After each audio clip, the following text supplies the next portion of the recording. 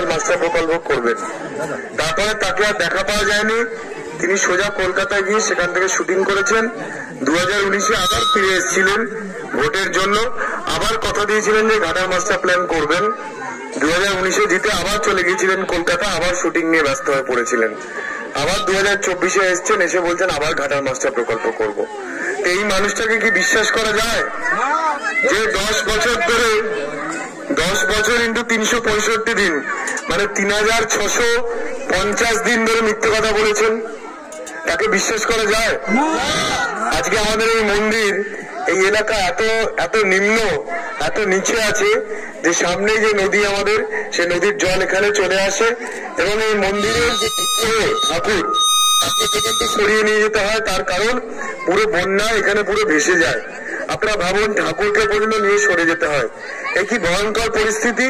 কিন্তু রাজনীতির জন্য যেভাবে 26,000 ভুয়ো শিক্ষক এই মুখ্যমন্ত্রী নিযুক্ত করেছিলেন, সেই 26,000 ভুয়ো শিক্ষকের চাকরি চলে গেল। সেরকমই এরকম ভাবে সাংসদ গত 10 বছর ধরে ঘাটালের মানুষকে শুধু মিথ্যে প্রতিশ্রুতি দিয়েছেন আর নিজের সিনেমার গ্ল্যামার দিয়ে ভেবেছেন মানুষকে বোকা বানিয়ে জিতে যাব। 2বার মানুষ বোকা হয়েছে, 3বার কি বোকা হবে? 3বারের বার কি এই মিথ্যেবাদী সাংসদ, যিনি নিজের গ্ল্যামার দিয়ে মানুষকে ভোলাতে চান, সিনেমা দেখে কি আপনাদের এই বন্যা আটকাবে? সিনেমা দেখে কি এই মন্দিরের বিগ্রহ এখানে থাকবে? তো যাই হোক, আপনাদের সবাইকে একটা ছোট্ট অনুরোধ করছি যে যেভাবে এই সংসদ মিথ্যে কথা বলে চলেছেন দিনের পর দিন, এখানে চারিদিক ঘুরছিলাম, মানুষ বলছিলেন যে আবাস যোজনা বাড়ি কেউ পায়নি, এখনো তিরপল টাঙিয়ে থাকে। আর বন্যা হলে সবাইকে এখান থেকে চলে যেতে হয় অন্য জায়গায়, কেউ বা মাচা বানিয়ে ওপরে থাকে।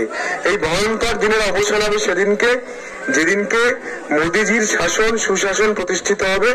মোদিজির টাকা সরাসরি আসবে, মোদিজির টাকা সরাসরি তৃণমূলের চোর বাদ দিয়ে এখানে ব্যবহার হবে, সেদিনকে এখানে উন্নয়ন হবে। এটা আপনাদের একটাই অনুরোধ যে মোদিজির টাকা যেন চোর তৃণমূল আর হজম করে নিতেন। সংসার পুরো বন্যার জলে ভেসে গেল। কাদের ফাঁদে পা পড়ে? এই তৃণমূলের চোরের মিথ্যেবাদীদের ফাঁদে লোভে পা দিয়ে 26,000 ফ্যামিলি সর্বশান্ত হয়ে গেল। প্রায় প্রত্যেককে 40 লক্ষ টাকা করে ফেরত দিতে হবে। 40 লক্ষ টাকা করে সুদে আসলে ফেরত দিতে হবে। এর থেকে ভয়ঙ্করতম ঘটনা কি হতে পারে ভারতবর্ষের বুকে? এই না, আপনাদের সবাইকে অনুরোধ করব যে এই মিথ্যেবাদী অভিনেতা সাংসদের ফাঁদে আর পা দেবেন না।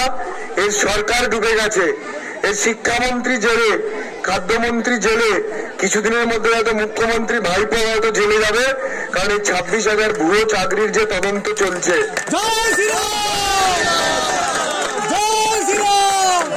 আর ভোটের পরে হয়তো এই সাংসদ অভিনেতা যে গরু চোরের যে কেস চলছে এনার বিরুদ্ধে সিবিআই ইডিতে, সেই কেসে হয়তো ভোটের পরে ইনিও জেলে যাবেন। ফলে ভোটের পরে পিসি, ভাইপো আর অভিনেতা সাংসদ তিনজনে তিহার জেল থেকে ওখানে টিভি থাকে, টিভিতে দেখে প্রধানমন্ত্রী যখন ঘাটাল মাস্টার প্ল্যান উদ্বোধন করবেন, ওই তিনজনে মিলে ওখান থেকে হাততালি দেবেন। সেই দিনটা খালি অপেক্ষা থাকুন। সবাইকে নমস্কার। ভারত মাতা কি জয়। জয় শ্রীরাম। জয়